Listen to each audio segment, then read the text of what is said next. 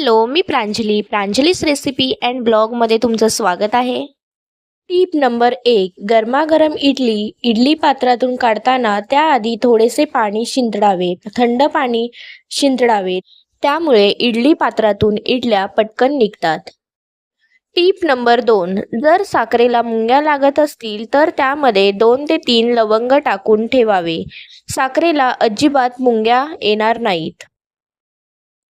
टीप number 3. गाजर, मुळा, tomato, काकडी आणि बीट नरम पडत असतील तर रात्रभर मिठाच्या पाण्यामध्ये बुडवून ठेवल्यास सकाळी ताज्या टवटवीत होतात. टीप नंबर 4.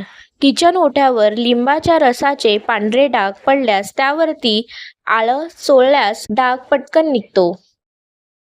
टीप नंबर 5. खीर बनवताना त्यामध्ये 2 चम्मच रवा भाजून टाकावा. त्यामुळे खीर आहे ती खूप छान दाटसर होते आणि चवीला देखील खूप छान लागते. टीप नंबर 6. इडलीच्या पिठामध्ये 10 मिनिटाने पोहे भाजून टाकल्यास इडली छान मऊ आणि लुसलुशीत नरम होते.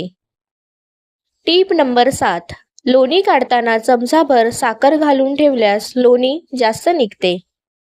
टीप नंबर 8.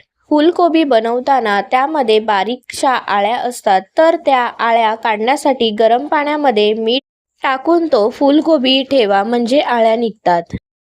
टीप नंबर 9. पाणी किंवा दूध उकळताना भांड्यातून बाहेर पाणी येते. अशा वेळी भांड्यावरती लाकडी चमचा ठेवा. उकळते पाणी किंवा दूध बाहेर येणार नाही.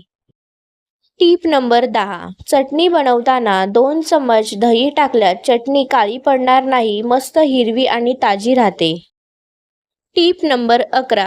भाजीला चांगली तरी यावी म्हणून यासाठी फोडणीत थोडीशी साखर घाला म्हणजे भाजीला चव देखील छान येते आणि रंग देखील खूप छान येतो. टीप नंबर 12. मार्केटमधून पालेभाज्या आणल्यास त्याआधी मिठाच्या पाण्यामध्ये स्वच्छ धुवून घ्या आणि त्यानंतर कापून घ्या. जर धुण्याच्या आधी कापल्यास त्यातील पोषक घटक निघून जातील. टीप नंबर 13. मंद गॅसवर दूध तापवल्याने दुधावर जाडसर साय येते.